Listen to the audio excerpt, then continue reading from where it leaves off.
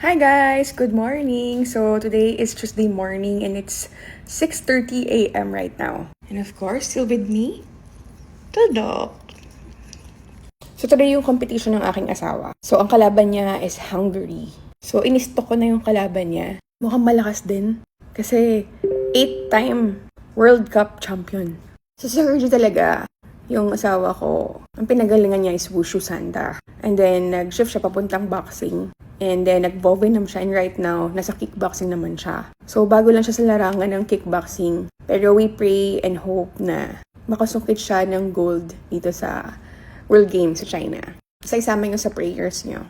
Siyempre, pride yan ng Pilipinas. So far, wala pa nakaka-gold na Philippines eh. Pero sana, and Sir Hergy na yung maging gold medalist. So, today, August 12, let me just update you with our trades from yesterday.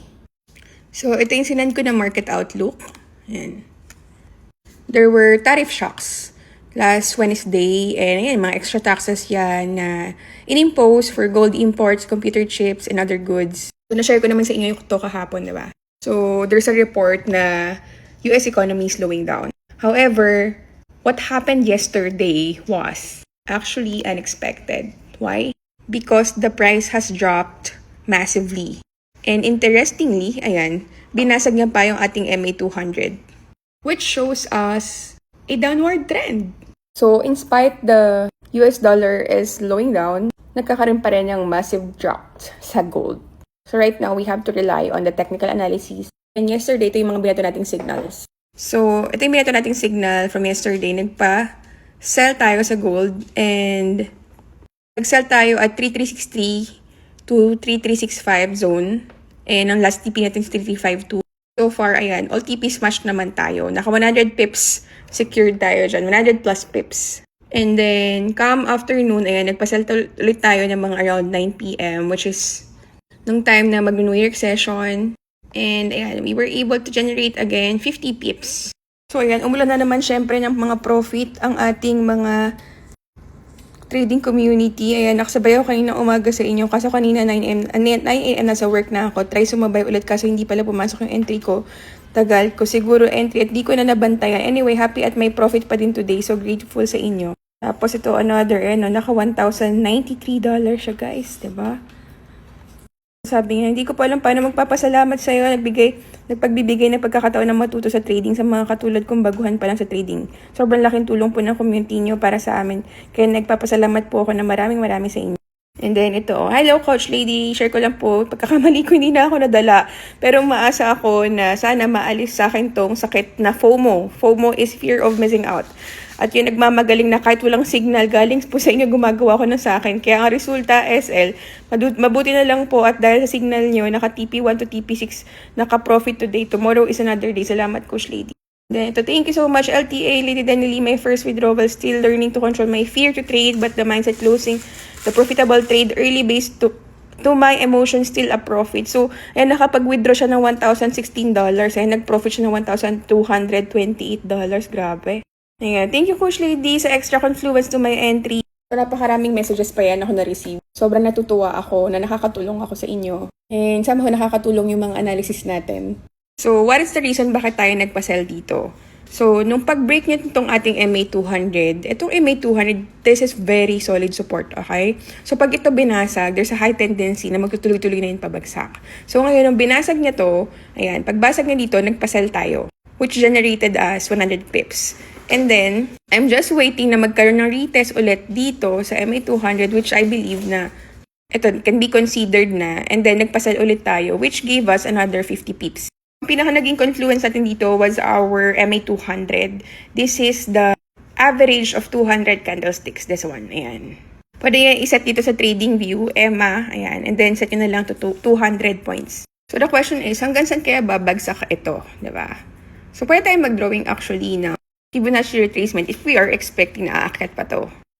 So, tingnan natin na. So, we have here the golden zone which is this area. Ayan. 3343 to 3324. So, kung mapapansin nyo, ayan o, nag-react yung presyo dito sa 50%. Ayan o, nag-react siya dyan. That's why nagkaroon ng ganitong candlestick last night. Or I think this morning yan, ayan. So, So, dahil this is our golden zone, ayan, this area, there's a high chance na magbabounce lang siya from our golden zone and then akit na siya patuloy pataas. You still have to watch the volume. Depende pa rin yan kung meron na bang power ang mga buyers. Kailangan natin ng mga extra confluences, most especially, syempre, makakita tayo ng mga bullish candlestick, bullish patterns, para ma-confirm natin na talagang ire-reject niya itong, or ire-respect niya itong ating golden zone. So, how much did we generate from yesterday? Ayan. So, ito yung pinapakita ko sa inyo laging account, which is nag-deposit tayo dito ng $2,000, remember? So, lagay natin, sige, that's 3 months. So, nag-deposit tayo dito ng $2,000. Ayan, $2,000 noong July 29. And so far, ayan, meron na tayong profit na $1,719. So, which is almost ROI na tayo. So, ngayon, magkano ba yung naging profit natin from yesterday? So, tignan natin, custom natin. Yesterday was August 11. Ayan. Done. So, ayan, we were able to generate $389. So, 389. Ayan, we were able to generate 22,197 pesos. From that setup na ginawa natin yesterday, nung pag-break niya nung ating MA200. That's it for our trade yesterday. So, let's see today if meron ba tayong magiging mga setup. But one thing I will give you an assurance is that every day we have chances to make profit. Hindi nyo kailangan ma-FOMO. So, for newbies, ano ba yung FOMO? FOMO is fear of missing out. It is actually one of the biggest account killers in trading. Yun yung parang na-feel mo na urge to jump into trading. Kahit wala ka pa ng mga extra confluences, you're not yet sure. Just na nakikita mo is everyone profiting and then ikaw naiwan. Because you're seeing the price moving very, very fast and you don't want to get left behind. And you always think that this is the last opportunity. Of the day na parang, ayaw, maiwan ako. That's FOMO. However, the problem with that, when you enter out of fear, not strategy, you're not trading. You're gambling. Kasi wala kang plano, wala kang setup, wala kang confirmation. And when the market reverses, you're left holding a losing trades and you're wondering, why did I even enter that? Paano nyo mabibit yung FOMO? Number one, have a clear trading plan. Dapat alam mo yung entry mo, alam mo yung stop loss mo, and syempre yung take profit mo bago ka talaga mag-entry. And then syempre, you have to stick with your setup. If wala siya sa rule book mo, if wala siya sa ruling mo, don't take it. No, so you have to accept that you will be missing trades. The market will always give you an opportunity. Hindi ka mauubusan. $7.5 trillion ang umiikot sa buong mundo every single day in trading. And another strategy is to limit your screen time. Because watching the market too frequently, too much, can actually trigger you to make impulsive trading decisions. So medyo bawasan nyo yung screen time nyo, medyo bawasan nyo yung pagtingin sa MT5 tsaka sa chart. Hindi siya helpful. And syempre, kapag na-hit mo na yung trading plan mo, kumita ka $20, $50, $100, stop ka na, tama na. Because you always have to remember, it is better missing a trade than losing your account. Trading, patience is your edge. Okay? So today we're wearing again sports bra from Adonis and ayan, Pilipinas because we are supporting my husband. And syempre meron ulit nakalagay yan sa likod ng Hergy Backyada na yan. Para at least kahit hindi tayo nakasama doon sa China, support pa rin tayo. Cheer tayo sa aking asawa. So today is swimming day again with Coach Kaka. Ayan, meron ulit tayong swimming lesson. By the way pala guys, we have webinar tonight. It's free. And our topic is about TradingView on how you will be able to utilize the TradingView. Paano nyo magagamit yung mga tools doon. And paano kayo makakapag-trade mismo doon sa TradingView. Of course, ang kasama natin tonight is si Coach Melvin. So join us tonight. Lalagay ko po yung registration link dyan sa ating comment section para maka-join po kayo. So if you wanted to finally start your trading journey, join us tonight.